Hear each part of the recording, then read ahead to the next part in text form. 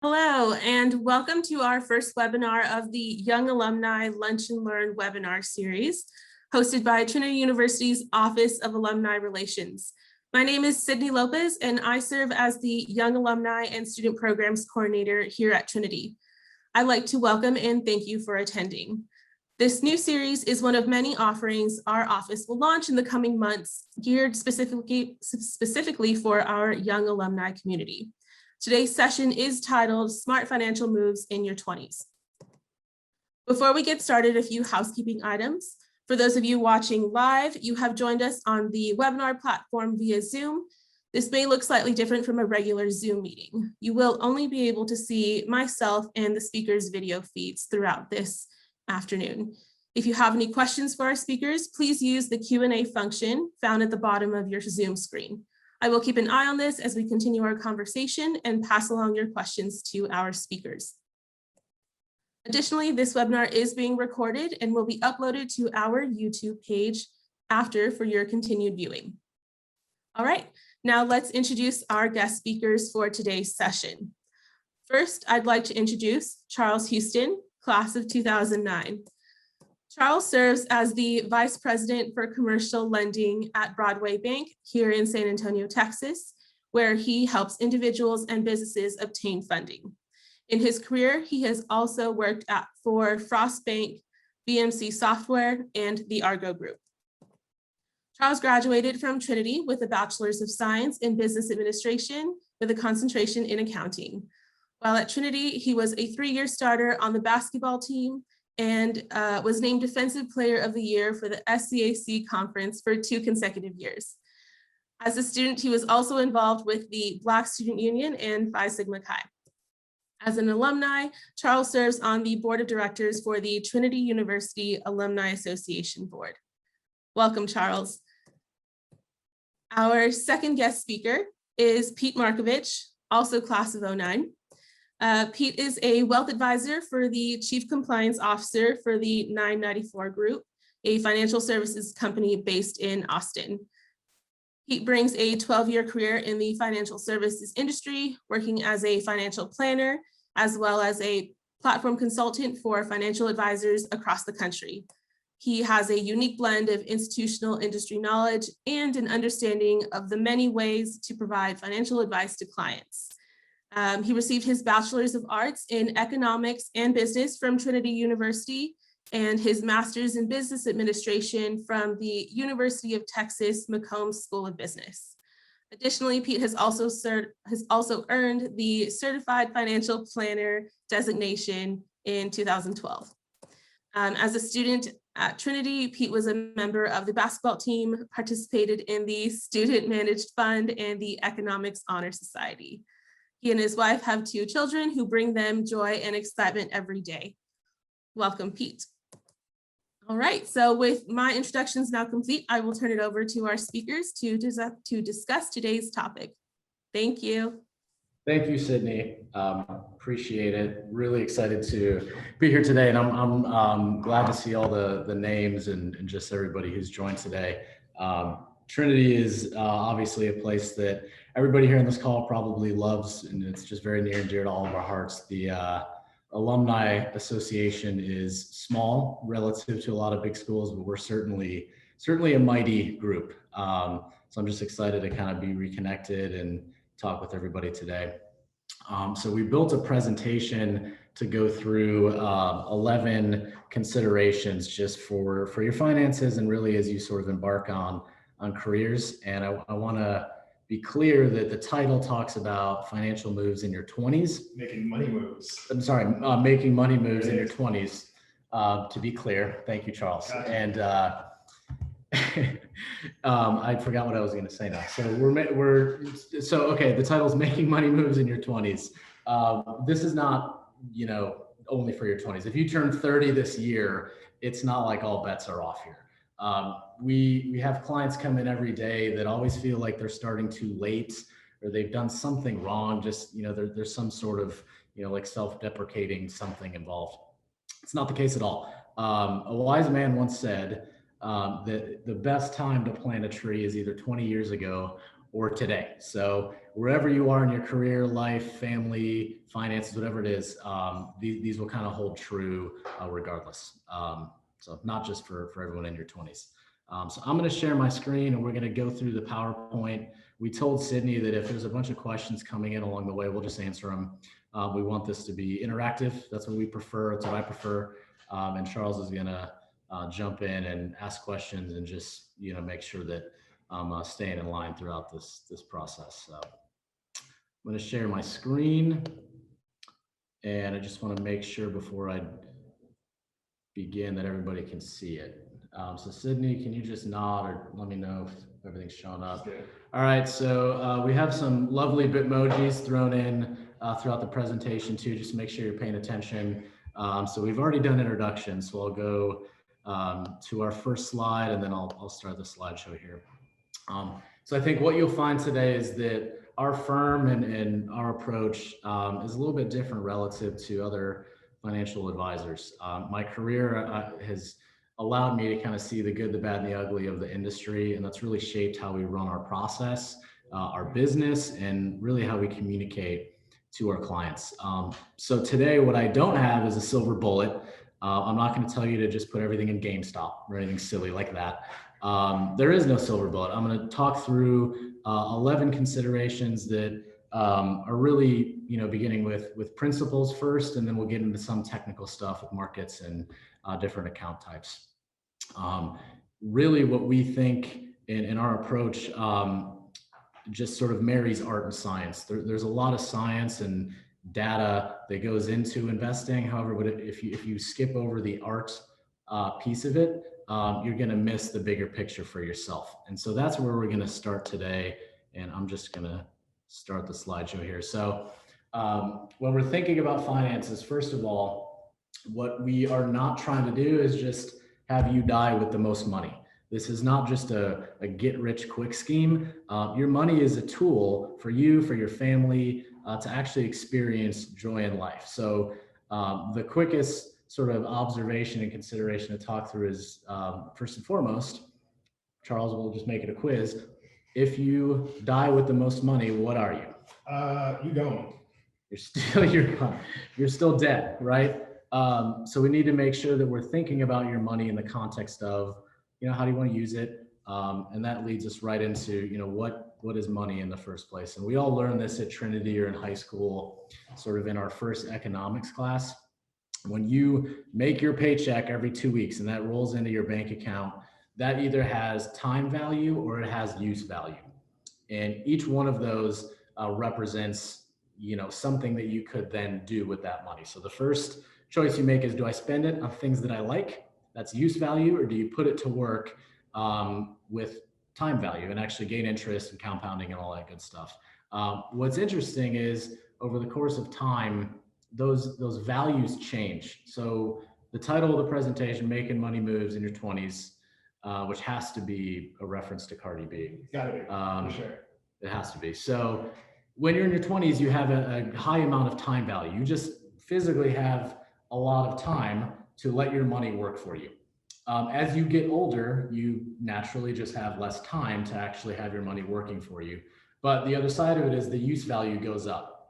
So when we're thinking about creating financial plans and actually mapping out how people want to use their money as a tool, there's the time value and the use value, there's finding the right balance. And after a certain point, the lines will intersect where, hey, it's time to actually start using your money and experience the fruits of your labor. And that doesn't just have to mean retirement. That could be saving to buy a house, could be saving really for anything. If you're a big car person, you want to buy a Maserati, go nuts. That's use value. Well, I think that's kind of the important thing about this lesson, right? Is I think in my 20s, I had no knowledge of what I should be doing with my funds. It was paying off student debt. It was doing the things I just thought, right? So I think this is awesome that we put this together to give you guys kind of a roadmap to figure out how you can be using money in a positive way and compounding your savings to get more growth later on. Yeah.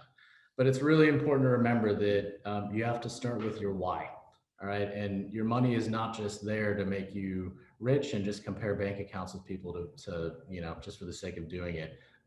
It's actually not about the money. It's about helping you find joy, like I mentioned. So when we work with clients, we consistently hear these 6 things from everybody, just in different words and, just by different definitions. And it evolves over time based upon the phase of your life that you're in. So really, when you're sitting down and you're saying, okay, I need to build out a map to, just find my financial future, build my plan, whatever that is, build my portfolio, you need to start with your why. So the 6 sort of buckets that we always hear from clients are: number 1, freedom. People literally just want to have walk away money. You want to have flexibility. You want to say, hey, boss, I don't like you anymore. I hate my job. I want to quit and do something else. That's freedom and flexibility. I'm not talking about anyone in particular. The next one is bucket list. This is obvious. If you're into travel and you want to just hit every country in the world, if you want to buy the Maserati, it could be as simple as just buying a house, whatever it is. The next one is peace of mind. This one is big, especially for folks that are nearing retirement. They just want to make sure that they're going to be okay. Literally want to sleep at night. We have up on our slides sometimes, well, we started with sleep like a baby, but for those of you with kids, that they don't sleep. One thing, on my screen, the slide hasn't moved yet. I want to make sure everybody sees the slide that you're on. Oh, thanks. Sydney, can you see it's not about the money slide? Okay, we're good. All right. Yeah, you're good. It's not about the money. Charles is having Charles's some screen is difficulties. frozen. Yeah, I think it froze. You can kind of follow along. Okay. So peace of mind is a big one. Just making sure that, things are taken care of, right? You don't have to stress about things going wrong. Loved ones, that's obvious. As families expand, as parents age, you want to make sure that they're taken care of. Purpose. So a lot of people are charitable, whether it's giving to, some cause that you're very passionate about, your church, even gifting to the next generation, things like that. That all drives in, that all feeds into your purpose. And then the last one is time. We've seen in our very short, 3 years running this business, time is our most valuable asset overall, just in general in life, and it can be gone in a minute. So we need to make sure that we're balancing, again, that time value and use value. What's going to bring you joy? Let's make sure that you're living the best life you possibly can today, just without sacrificing, future you or any of these other joy multipliers. So whenever we sort of embark on building financial plans and start a relationship with a client, we always start here. It's really important that you do the same. You may not have goals that are specific, like, hey, have this amount by this time, buy this house. But if you think about these principles, this sort of art within the process help drive decisions downstream. And there are some practical things that you would prioritize and that we'll talk through based upon how you look at this list. You have anything to add, Charles? You're good. Okay. So I'll pause there. Sydney, are we good on questions? Okay. Yep, we're still good. Holler if I need to stop filibustering everyone. All right. So first things first when it comes to markets. So we've gone through this process now where we have a good sense of your why, what's going to bring you joy. Why are you even working in the first place? Why are you making money? All right, so the next thing is we need to think about longer term risks. One big one is inflation, and we need to think about, okay, how do we maybe prioritize flexibility and get you to a point? Wait, Pete, what is inflation? Good question, Charles. So inflation is essentially the erosion of your money over time. It's a very gradual slope, and gradual slopes are often the most dangerous because you don't see that they're happening. So the biggest sort of inflationary concern, just from a practical standpoint, is medical expenses. Historically, those have grown from a cost standpoint at double the average. So when you think about what that would cost in 50, 60 years, that's a lot. It is the primary reason that keeping all of your money in a bank or in the mattress, wherever you want to put it, or buried in the backyard in coffee cans, we call that losing your money safely because you're not even keeping pace with inflation. So first things first, how do we make sure that we maintain your lifestyle over time and then hopefully build a portfolio to actually give you an above inflation and potentially above market return? The first thing you have to acknowledge when you go into that process is the market is something that we cannot control. Most advisors will come into a room and say, hey, here's this great strategy, here's this performance, and sort of talk as if they can control it. It is the one thing that we cannot. The Fed's speaking today, and we don't know how the market is going to react. You can make a guess, but it's nothing more than a guess. Market's a lot smarter than us. So remember that when you're thinking about your finances, your investment portfolio, whether it's stocks, bonds, whatever you currently have, it's the one thing you can't control. So we need to start by building out a plan more broadly that actually makes sure that you can control everything that you possibly can. All right. And then if you do that, you can very successfully, hopefully, invest in markets in the right way for you, for your plan, so you can find joy. So number 5, this I think is the most important lesson for the day. And I threw some numbers in there just so you can see. Nothing replaces disciplined habits. If you spend more than you make, I can't help you. There's nothing else you can do. You need to start by having good habits. There's no market return that's going to actually make up for it. You can't take a loan out for retirement. You need to actually start with good habits. And when you're young, it feels like doing some small amount is not going to make an impact, but it is, going back to that time value slide, because you have so much time. So I put an example up here that actually looks at a very simple sort of deal. This is actually Charles's Starbucks order. A skim no foam latte with 2 pumps of toffee nut for $4.75. That's grande. So good. And also a cake pop, because why not? Everybody has their Starbucks habit, or there's some habit that costs 10 extra bucks per week, and you're kicking yourself for doing it. So let's say that Charles goes to Starbucks 5 days a week, which he does, and this is what he orders. That costs $6.70 per visit. And if he does that 5 days a week every year for 30 years, that's $1,742 per year. If you take that amount and compound it at 7.2% annually, just the rule of 72 for 30 years, you're actually talking about $170,000 in the bank in an investment account. That's a remarkable amount to wake up and have when you're 50 and say, you know what, I'm going to take a year off, take a sabbatical. Suddenly you've paid for your kid's college just because you went black coffee instead of the Charles Princess order.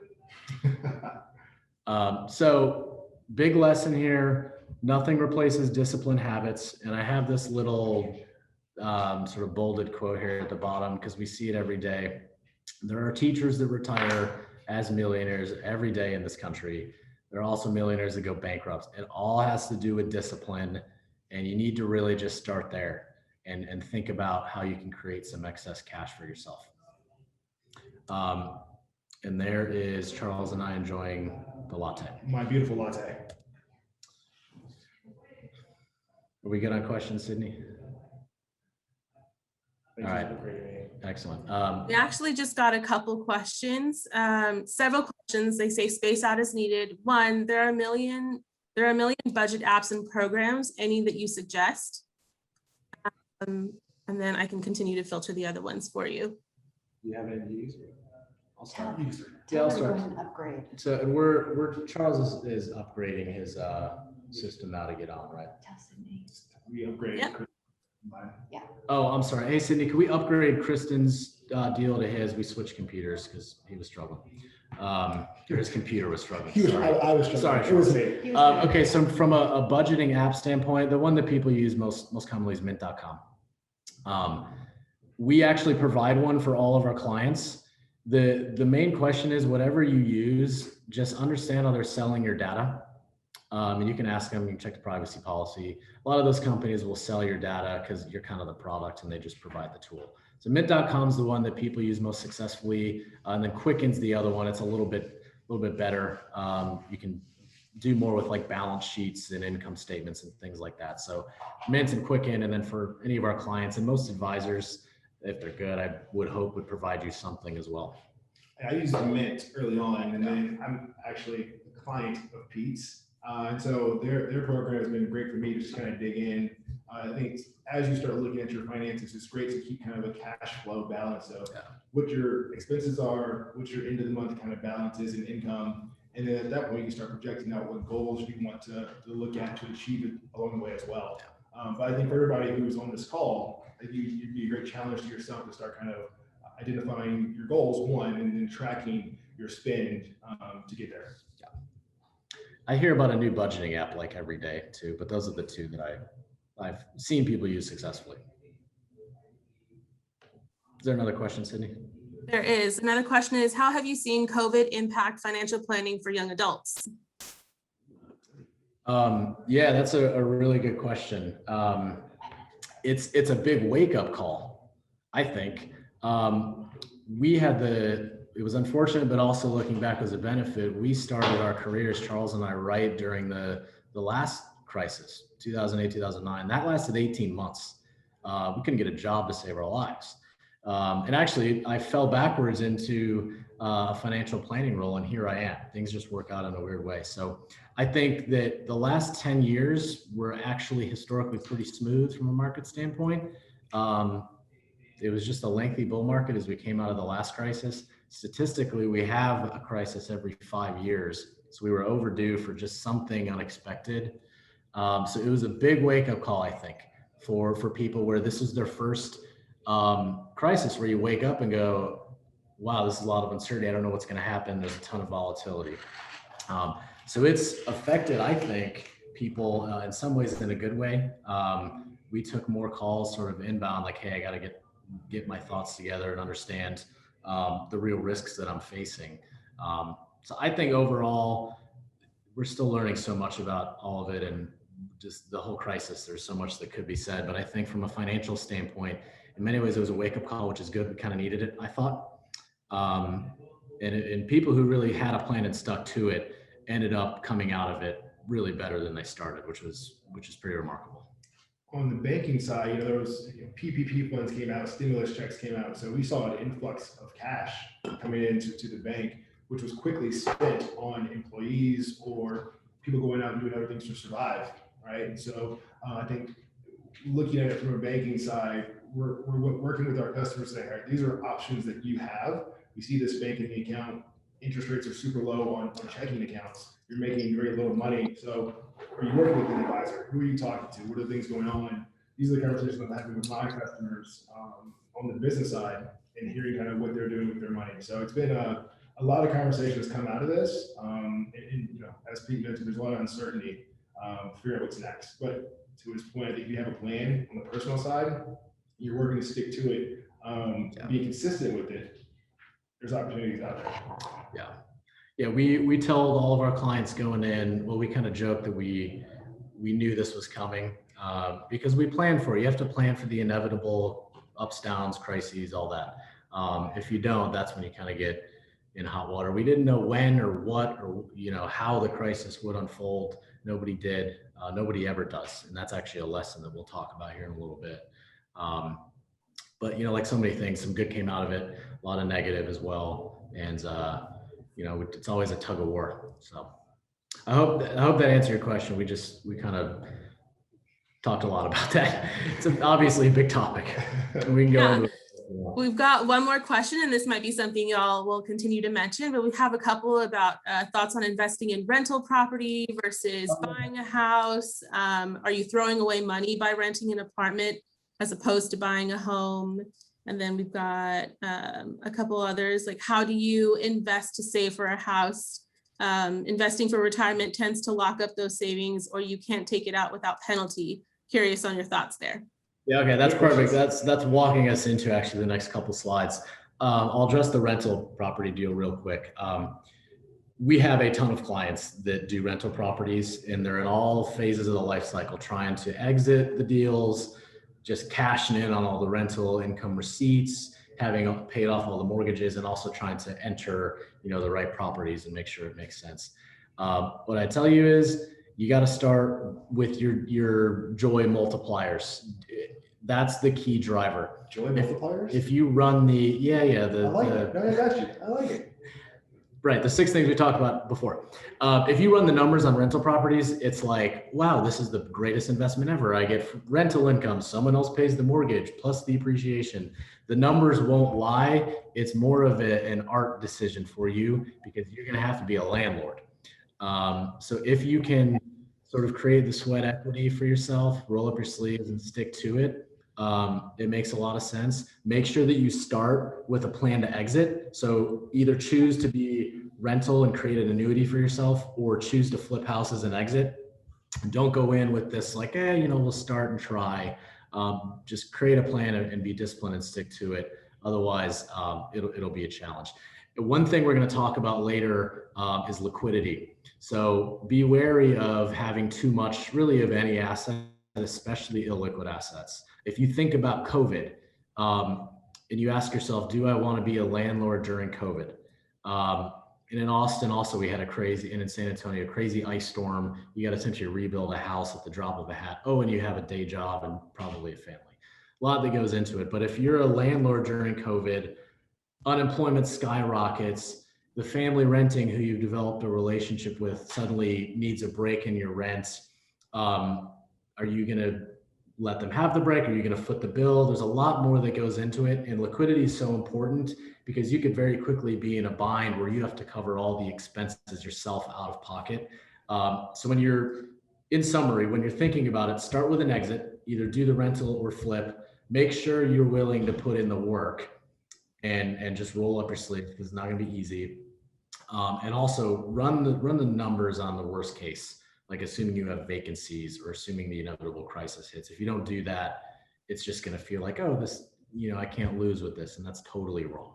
I'll piggyback on that from the banking side. I've had people come to me asking for lines of credit to take out debt to do projects like this. And maybe it's their first or second time doing it.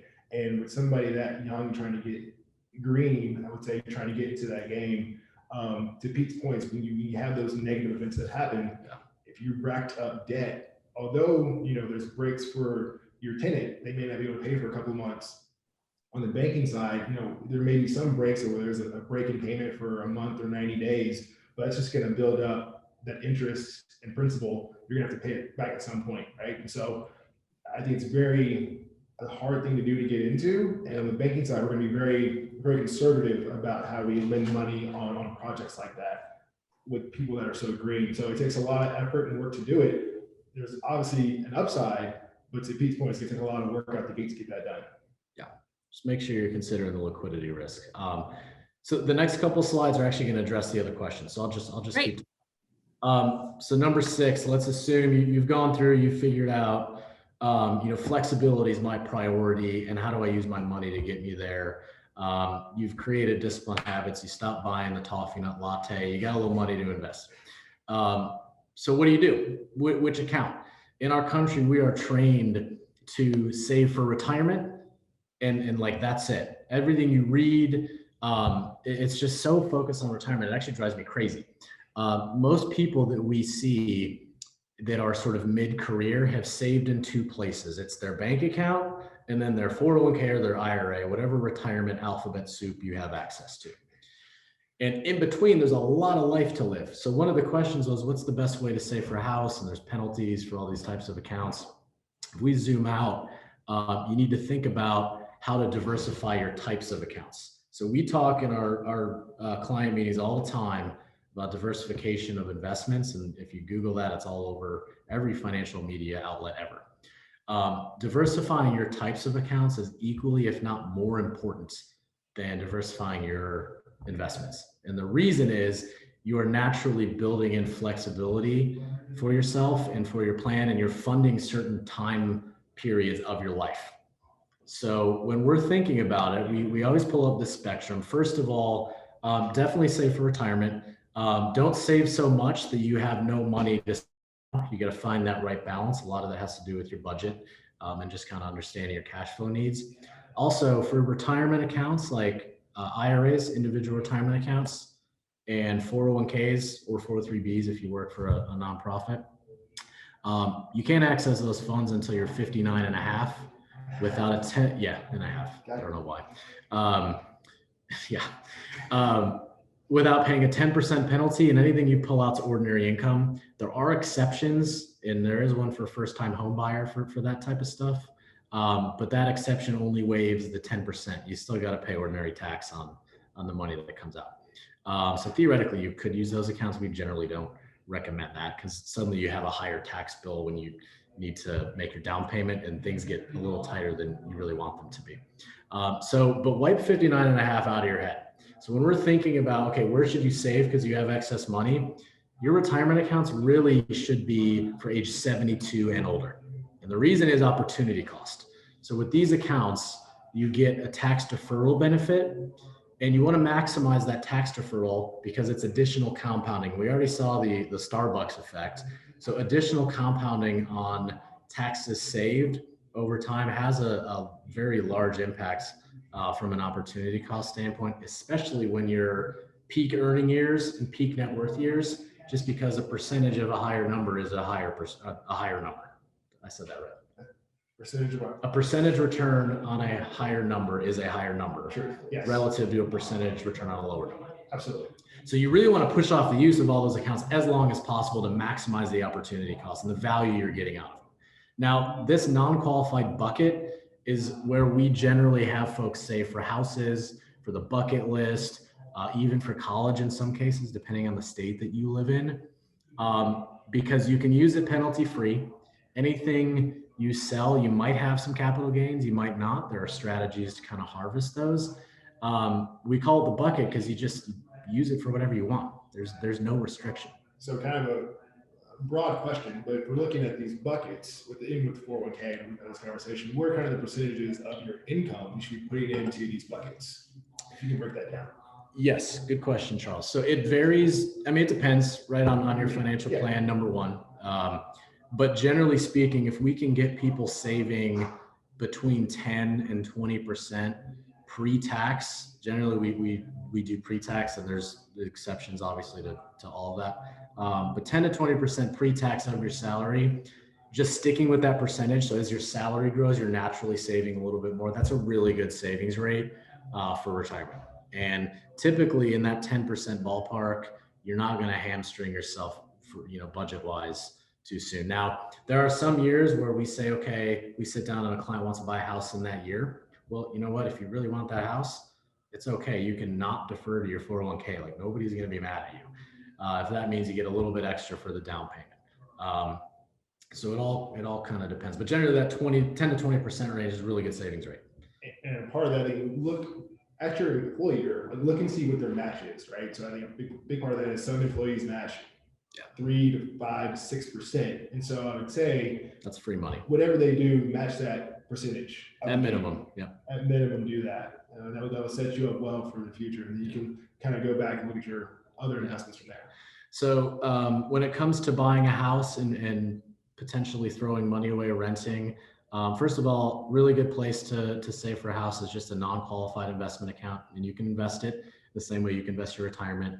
Cash, we generally say have 3 to 6 months expenses. In case you get laid off, you need a bridge to get that new job, or in case you own a house and let's say there's an ice storm hypothetically and everything falls apart, you might need a little cash. So the non-qualified bucket is really just any of those expenses. And last point on renting, there are people that rent their whole lives, and you know what, they live the life they want to live. So that's sort of an artistic decision too. There's a lot of pain that goes into being a homeowner. If you just don't want to worry about it, that's totally fine. You can still get to where you want to go. I'm in that bucket right now. And I think it really is a cost perspective, right? How much does it cost to rent in the area you want to be in versus buy a house in whatever area you're looking for, right? So for instance, living in a certain area downtown, rents are X. If you want a house in that general vicinity as well, with the growth that's going on in San Antonio, you may be paying a very, very high rate right now, especially in a very seller's market. So you may be putting out more money to buy a house at this time.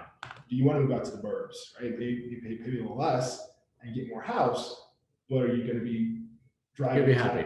Yeah, it's all about your happiness and kind of where you're at. Last point on the home purchase situation, we are in a historically low mortgage rate environment. I mean, I think everybody kind of knows that, but just to put it in perspective, because we have people pinching pennies over 3.25 or 3.8. It's a big deal, Pete. It's a deal.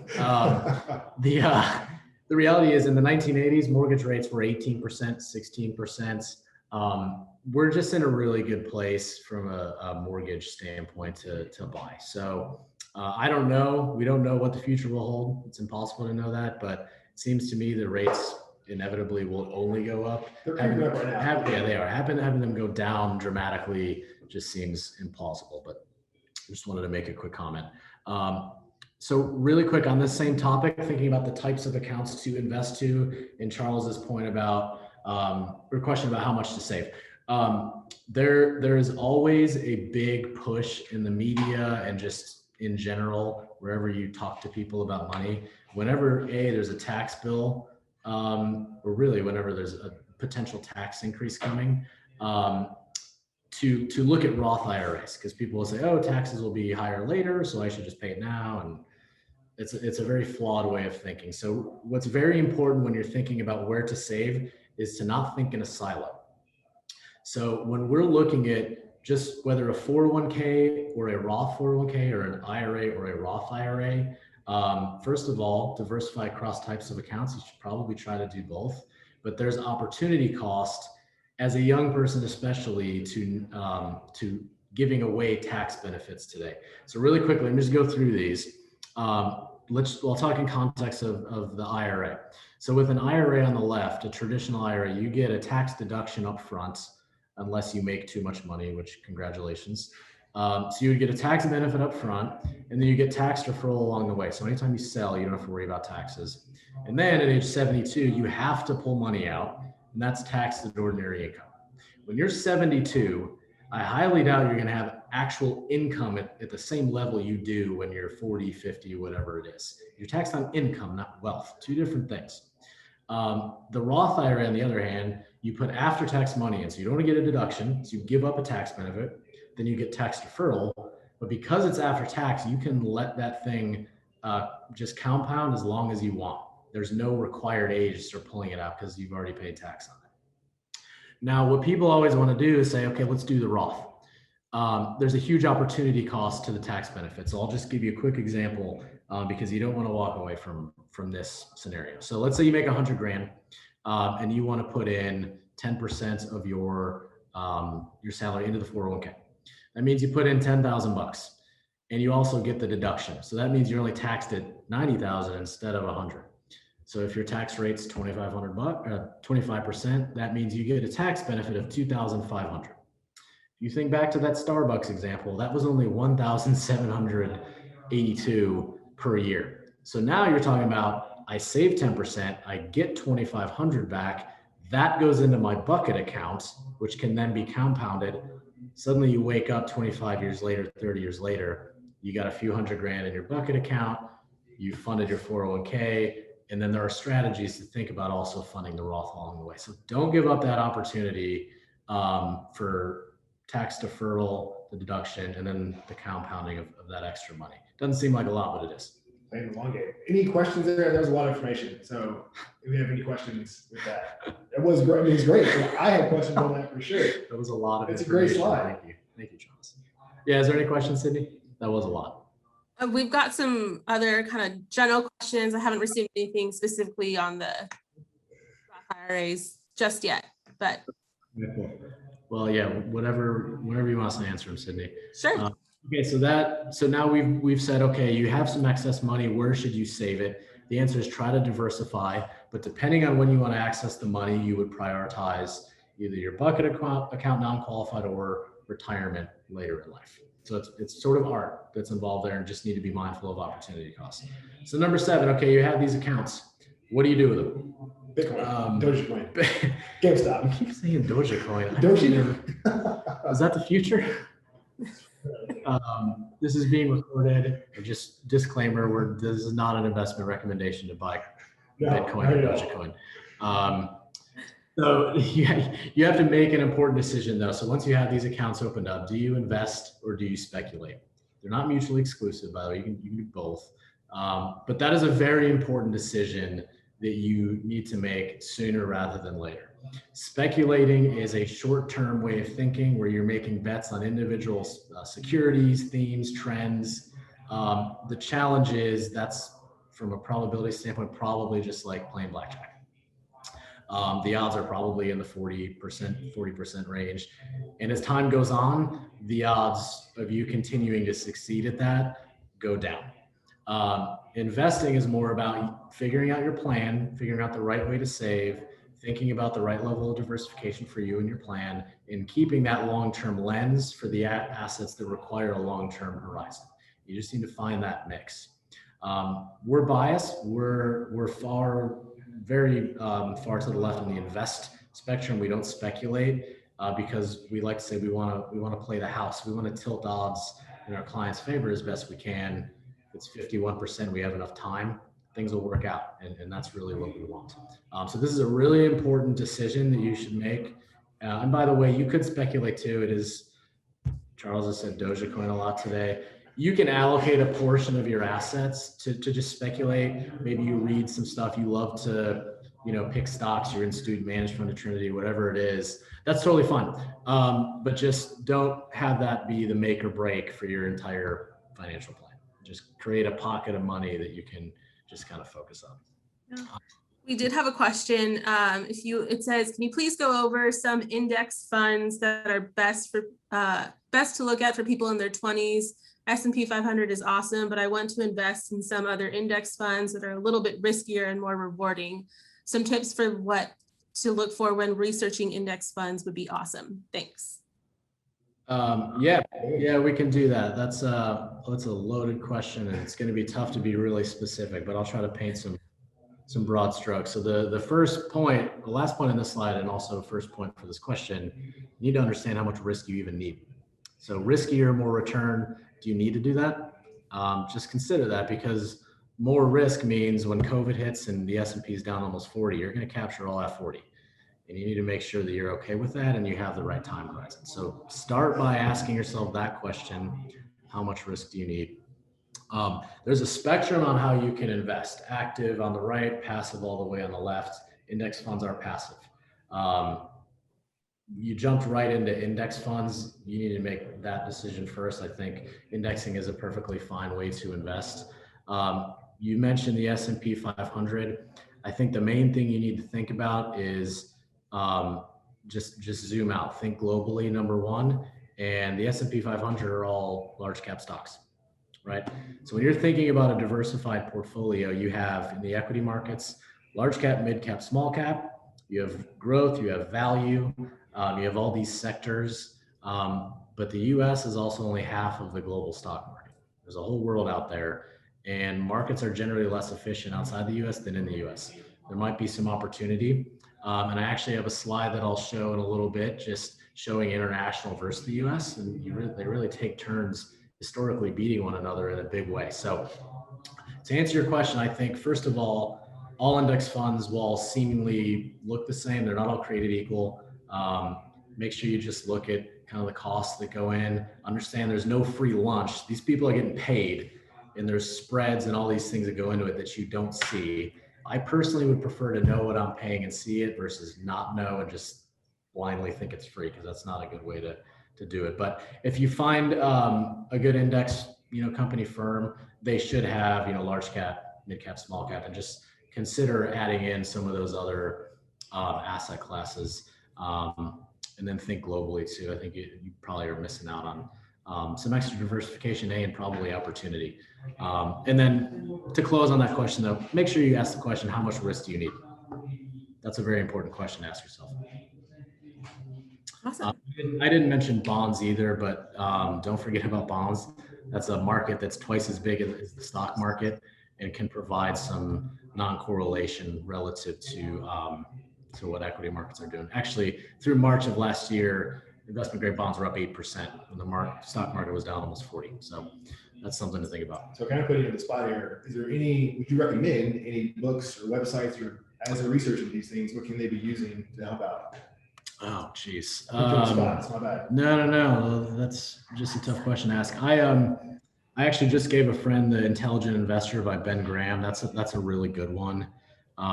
I think that's a great way to just understand the mechanics of stocks and financial statements, and just learn about the market in general. There's also a book called Stocks for the Long Run that's really good, and they talk about bonds as well throughout that, so that's obviously helpful. And that's a really good way to just understand the right time horizons for the stock market in general. Those two I think are probably my go-to. Gotcha. If I think of another one as I'm talking, I'll shout it out. And you can also go to our website, selfishly. We got some good stuff. We actually do. There's some links at the back of the slide deck. So Hey, great newsletters. Great newsletters. Thanks, Charles. There it is. One more question just before we move on. Would you all recommend having both an IRA and Roth? And then how much do you decide to invest in those different buckets? Yeah, so you need to make sure you have access to the Roth IRA to start. There's an income limit. Let's say it's 206,000 if you're filing jointly. If you make more than that, you can't even use it. There's a trick where you can do a backdoor conversion. It's probably too technical for today, but you can use an IRA and then convert it into it. We can talk one-on-one if you want to go through that. So I think the main question to answer that is the opportunity cost question. Don't give up the tax benefit of your pre-tax 401k or IRA. I think you should focus on that because you get more tax benefit, which means you fund either the bucket account, or you can actually use that to fund the Roth. So let's say you save $2,500 on taxes. That's just money that's back in your pocket due to the IRS code. Then you can pick, do I want my money now? Or do I want my Roth IRA money for when I'm 80? Probably say now, but you can just use that money to fund it. And that's an easy way to just decide X amount here, whatever that savings is, put it there. That's generally some logic that we follow.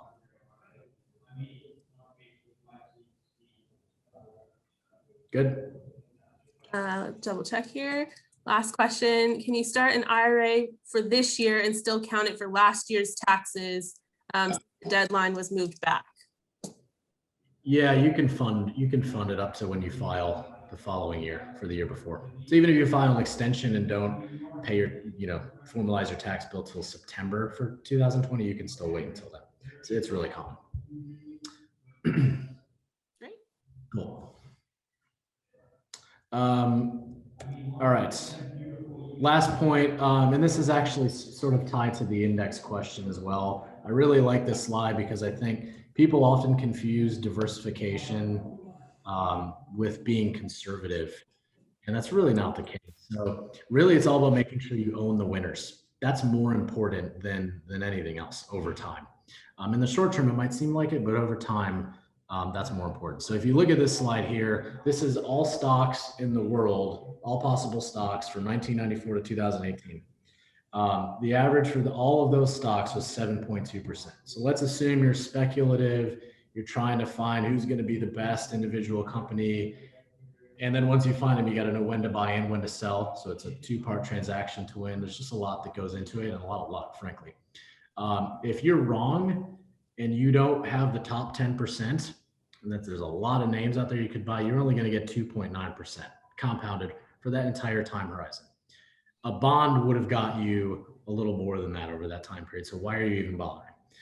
The last point over here is excluding the top fourth of companies, you're actually losing money. So it's really all about owning the winners over time.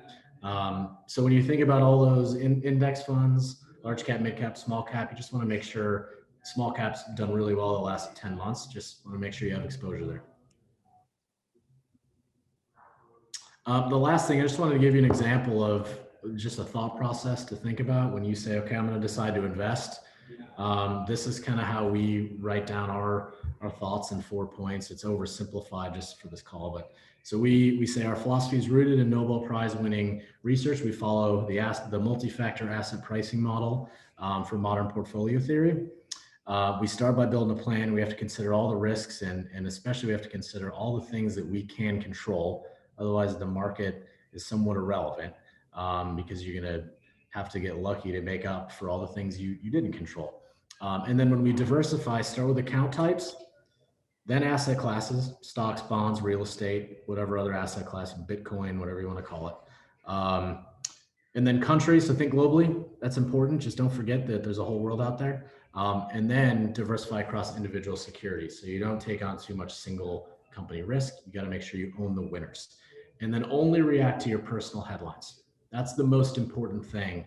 External events will happen. You need to plan for some of the uncertainty, but your personal headlines are the key. So lesson number 8, you can't time the market. You don't know the future. We've tried, doesn't work. Living by a crystal ball means you're just going to walk through your life on broken glass. People have a tendency to only tell you about their wins as if they could predict them and not tell you about their losses. If an advisor or someone tells you that they know how to time the market, they don't. They may have gotten lucky once, but there's a difference between luck and skill, and people confuse that all too often.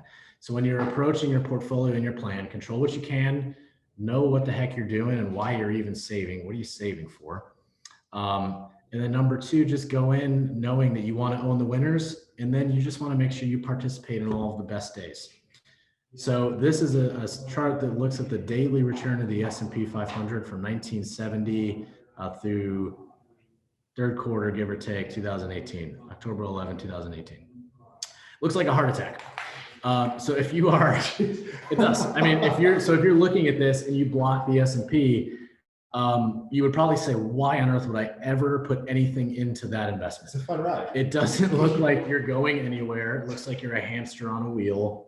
And if you're looking every single day, it's going to feel like you're beating your head up against the wall. What's interesting though, is if you started in the beginning on the left and hibernated. So this is, everybody on this call is young. I don't know if they're 20s or whatever. This is your time horizon. This is what we're looking at. So you can expect this to just be present in your day-to-day life in the markets from now until forever. So there's just going to be volatility. The reality is if you start on the left, hibernate till the right, you turned $1 into about 34, which is pretty good. It doesn't seem like it along the way though, because it just feels like you're kind of bouncing around. So that's the discipline, not only with your budget, but just sticking to your plan and letting compounding take over. So patience is key. And patience is key. Most importantly, don't try to time anything.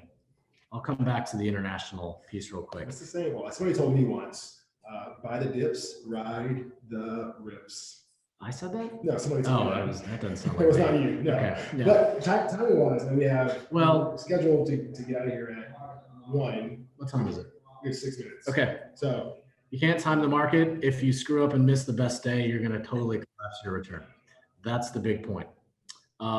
Debt can be used for good or for evil. I'm just going to give one quick metric on this. Focus on your liquid net worth. Not all debt is bad. Really what you want, when we hear people say we don't want debt, we hear them say we want power and control over your debt. If you have a liquid net worth that's positive, which means you pull out the house, pull out rental, it means you could pay off your debt any day you want. You're just choosing not to. That's a good place to be. Not having debt might mean you also have no money, which is not a very good place to be. So just be mindful of that mindset and just find the right balance. Number 10, this is a big one. Don't let your family be the blind spot. For whatever reason in our country, we are so weird about talking about finances, and we've seen it. We see it every day. You just wake up and there's trauma and it's a financial disaster and nobody knows what to do. It's a horrible situation to be in. Make sure your parents, loved ones, cousins, aunts, uncles have their stuff together. Think about wills, estate plans, get it done, and then make sure you know where it is. Make sure beneficiaries are up to date. Make sure things like medical insurance are there, because you don't want to have to collapse your plan to take care of others. Everybody is working together here. Just don't let them be the blind spot. Ask the questions. Might be tough, yeah. But you know what? It's way worse than dealing with disaster during a traumatic situation. We've seen it. It's horrible. Number 11, all of this ties into your career, which ties back into what Charles sees every day. So I'll just let you go through this real quick. Yeah, so my world is more on the bigger picture banking side. So I deal with customers every day. We're running their businesses. And although we take care of them personally, I focus on the business, right? So when they want to take on debt, we look at really 3 big things. It's cash flow. Can they service their debt? If they're taking on debt of $10 million, can they service those payments every month, every year? Collateral is a big thing. So is it a piece of equipment? Is it a piece of land? Is it cash? Right? What is the actual tangible asset that if things go south, the bank can take over and use to liquidate to get our funds back? And then based on what we've talked about today, in any loan that we're going to look at, we're going to look at personal guarantees. So what is going to be the liquidity a person has? Cash is still key. So looking at the cash, their investments that they can turn into liquidity, and then their net worth. That's a big part of it. And that all is built up with the things that Pete's talked about today. Whenever you go in for a loan, they will pull your credit score, right? So have you kept up with your finances? Are you paying things on time? Are you responsible with your money? If you're going to go out and borrow money and the bank's going to take a risk on you, you want to make sure that you have skin in the game and that previously you have paid and done the things you need to be doing. I see myself as a partner. I work with the company, work with the individual. We're partners. I want to see them succeed. I want to add value to them, do the things I can to help them and their business grow. So it's going to be digging into the questions. It could be hard about finances and things going on, but it's part of the joy of my job to interact and help people grow in the long run. So last point on this, your employers, they want you to be highly levered with your financial house in disarray, because that means you're going to have to show up to work every day. So if you want flexibility and just a little bit more control over your career, just start with a plan and sticking to it and making sure that you just get your financial house in order, just be really empowering, just in a lot of ways in life. I think there's two big things that I'll kind of say. It's one, doing things with intention. So to Pete's point, having a plan. So being intentional about what you're doing, and then having the discipline to do it consistently, right? So intentionality and discipline will help you in the long run growing this. Exactly. It's the most important thing is you got to control what you can. So we have some closing thoughts on our yoga Bitmoji, but I know we're out of time. So we'll just, Sydney, if you want me to, we'll just pause. We'll do questions. I can finish. Yeah, we've answered, I think, a majority of the questions. Again, we had a lot about property and real estate investments, multifamily real estate investments versus rental properties. So some of those things we can continue to discuss, but one outside of that was any specific recommendations on investment vehicles for entrepreneurs or those who are self-employed? Self-employed people have a unique retirement option. It's called a SEP IRA. It's got the highest limits that really exist for an IRA. So SEP stands for self-employed pension. So it's an IRA only for self-employed people. So the limit's unique though, because you can put up to $52,000 a year in it. It's either 25% of your net or your salary, depending on if you're S Corp status, or 52,000. So you can really fast track retirement if you have big years in the company and also manage the bill at the same time. So that's something that's really unique. And you can do stuff like solo 401ks, that sort of thing. One thing that I'll say that we do personally for our business, because I'm an entrepreneur as well, is we think about our personal wealth just as it is intertwined with the business. Because if you're a small business owner, your whole life is that business. So to think that there's a wall between personal and business from a financial standpoint, I think is wrong. You need to think about both sides of the equation. So one thing that we do is we focus a lot on just our non-qualified sort of buckets personally. And that allows you to get easy lines of credit because you can collateralize securities in a non-qualified account. The underwriting is very easy. You don't have to do a personal guarantee. It's just on that account. And you can tap that and sort of make deposits to the business if you need to. So that's something that we do and some of our clients do that's unique, just outside of a lot of the traditional financing that Charles does. And I will say, as far as when you have a small business or are in that world, make sure you have a relationship with a banker, right? You never know when that time is going to come that you may need something. I know or have an opportunity to do something. As Pete mentioned, there is good debt, right? You can take on debt to buy an asset that will turn revenue. So there is a possibility to it. You do it, you need it the next week. It's a longer process than that, right? So as you start to build, get to know a banker. So you can have questions, you have a resource to talk about these things with who you trust. Yeah, and especially a banker with a name that rhymes with Barles. Well, on that note, we did have a question from the audience of how can we find you guys for pursuing professional one-on-one advice? Yes, we have contact info for me here in the back. You can just call. I mean, we're all in the same charity family. I said we're a small alumni group, but we're mighty. We love working with alumni. So just call, email, whatever you want. We'll make sure you have contact info. This is mine, and we have Charles's as well. And there's no strings attached. We would be happy to just talk about all this stuff, see if it makes sense for you, whenever. Yeah, Sydney, you can provide mine to the listing. You can look me up on Broadway Bank's website. I think one of the cool things about Trinity is resources you have at your fingertips, right? My two bosses, both are Trinity alum. So the way I got my current job is just the Trinity relations that we've all kind of built up. So I am happy to help or talk to anybody, on this list who wants some type of advice or just guidance or even just a sounding board. So please feel free to reach out with whatever you guys need. Yeah, we're here to support you guys. Awesome. Well, we are a couple minutes over our scheduled hour, so I do want to thank both Pete and Charles one more time for their wisdom and guidance over the last, the last hour. And for Trinity, we will follow up with a survey and feedback with you all just to continue to provide context for our upcoming webinars. But if you enjoyed your afternoon with us today, we'll offer our next session on May 27th on the what, why, and how of networking. With that, we'd like to say again, thank you so much for attending. Thank you guys. Thank you, Sydney. Thank you.